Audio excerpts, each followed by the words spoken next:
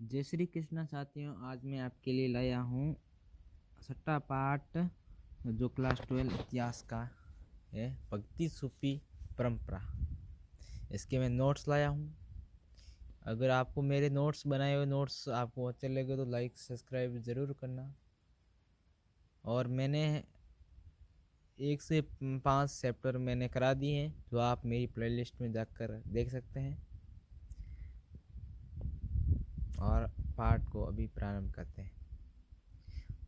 एक बात याद रखना कि ये जो नोट्स में बनाया है ना, ये आपके ज़रूर काम आएंगे।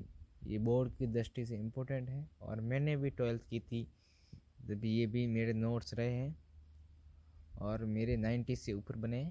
तो आप ज़रूर इन नोट्स को पढ़ना, काम आएंगे। और आप कमेंट करोगे तो मैं आप जो बोलोगे उस चैप्टर के नोट्स अलग अलग के बना के दूंगा। जो भी प्रश्न चाहिए आपको मैं बना के दे सकता हूँ। और पाठ को प्रारंभ करते हैं अभी। प्रस्तावना। भक्ति का अर्थ है ईश्वर के प्रति गहन प्रेम और समर्पण। ईश्वर के प्रति गहन प्रेम और समर्पण ये भक्ति का अर्थ है। ये भी परिभाषा पूछी जाती है कि भक्ति की परिभाषा क्या है। ईश्वर के प्रति समर्पित रहना। सूफी परंपराएं इस्लामी रहस्यवाद धाराएं हैं जो ईश्वर से प्रत्येक अनुभव और प्रेम के जरिए जुड़ने पर बल देती हैं। मध्यकालीन भारत 8वीं से 18वीं सदी में ये दोनों धाराएं सामाजिक धार्मिक सुधार और समन्वय की प्रक्रिया का प्रतीक बनी। इस समय समाज जाति भेद कर्मकांड कठोर धार्मिक नियमों से जकड़ा था। भक्ति व सूफी आंदोलन ने समानता प्रेम और मानवता पर जोर दिया। भक्ति परंपरा का विकास। प्रारंभिक भक्ति दक्षिण भारत में से प्रारंभ हुई। अलवर और नैनार। अलवार ये विष्णु के भक्त थे और नैनार शिव के भक्त थे। ऐसा भी क्वेश्चन आता है कि अलवार किस भक्ति परंपरा के थे, तो विष्णु के भक्त और नैनार शिव के भक्त। 7वीं से 9वीं सदी में तमिल क्षेत्र में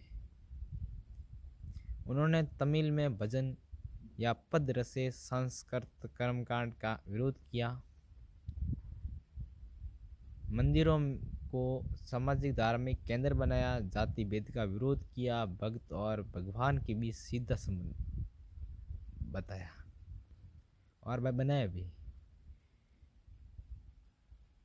और रूढ़िवादी परंपराओं को भी इन्होंने तोड़ा है, जिससे जाति भेद का भी विरोध किया। दार्शनिक आधार। शंकराचार्य 8वीं सदी।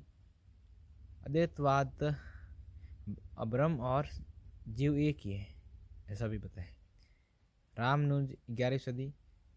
विशिष्टता द्वैत भक्ति को मोक्ष का साधन माना। मध्वाचार्य द्वैतवाद ईश्वर और जीव भिन्न। उत्तर भारत में प्रसार। 13वीं से 16वीं सदी में संत परंपराएं प्रमुख संत रहे। कबीर, रविदास, दादू, नामदेव, मीरा, तुलसी, सूर चैतन्य महाप्रभु भी रहे। ये सब 13वीं से 16वीं सदी के संत थे।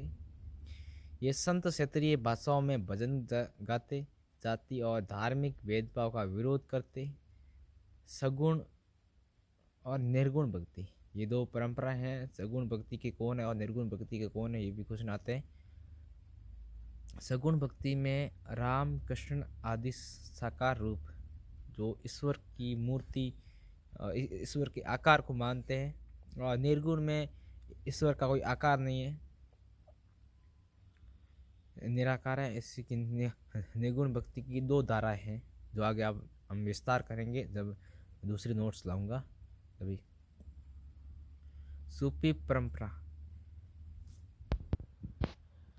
सूफी परंपरा की उत्पत्ति हुई इस्लाम के प्रारंभिक दौर 8वीं सदी में हुई। इस्लाम धर्म की उत्पत्ति। दौर में रहस्यवादियों ने अल्लाह से आत्मिक निकटता के लिए सूफीवाद अपनाया। ईश्वर को हक का प्रेम व ध्यान से उसकी उत्पत्ति उसकी प्राप्ति का मार्ग बताया। प्रमुख विचार अल्लाह के प्रति प्रेम और सेवा, सांसारिक लालच का त्याग, गुरु शिक्षा परंपरा को पीर मुरीद कहा गया। संबंध में हिंदू संतों की भांति भजन, कव्वाली, जिक्र, समा, सूफी सिलसिले। चिश्ती ख्वाजा मोइनुद्दीन चिश्ती की दरगाह है अजमेर में, जिसे हिंदू और मुस्लिम दोनों जाते हैं। प्रेम, सेवा और गरीब नवाज भी कहा गया है इनको। श्रेयवर्दी कादरी नक्शबंदी अलग सिद्धांत दिए। खान का आश्रम को कहते हैं भोजन, शरण और शिक्षा का केंद्र। यह आश्रम है जिसे खान का भी कहा जाता है। भक्ति सूफी का सामाजिक महत्व, जाति व धर्म के बंधनों को तोड़ने का प्रयास किया। स्त्रियों को भक्ति में समान स्थान दिया। मीरा, ललदेव उदाहरण है। भाषा संस्कृत फारसी के बजाय क्षेत्रीय बोलचाल में यूज होती है भाषाएं। अवधी, ब्रज, पंजाबी, बंगला भाषा का उपयोग किया। हिंदू मुस्लिम सांस्कृतिक मिलन, संगीत, कव्वाली, भजन, स्थापत्य साहित्य में नई शैलियाँ बनी। प्रमुख संतों का योगदान कबीर, जो निर्गुण भक्ति के संत माने जाते हैं। ईश्वर को निराकार माना। मूर्ति पूजा व जाति का विरोध किया। रविदास समानता और प्रेम का प्रतीक रहे। मीरा कृष्ण भक्ति में रही।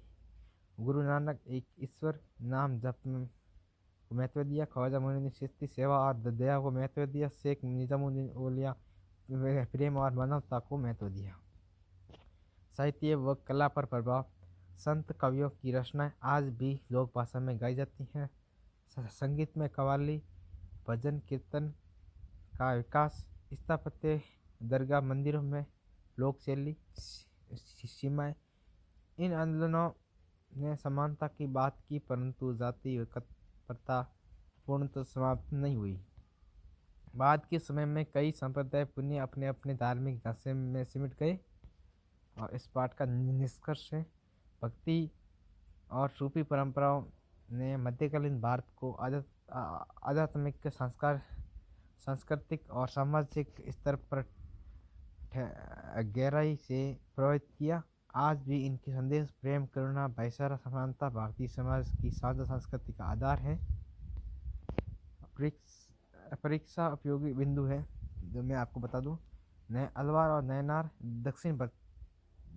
दक्षिण भक्ति का प्रारंभ है। ये दक्षिण भारत में शुरू हुआ। और कबीर हिंदू मुस्लिम एकता के प्रतीक।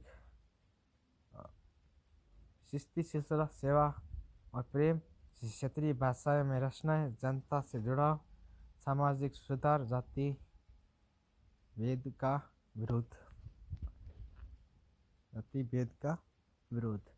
इस पाठ के नोट्स समाप्त हुए।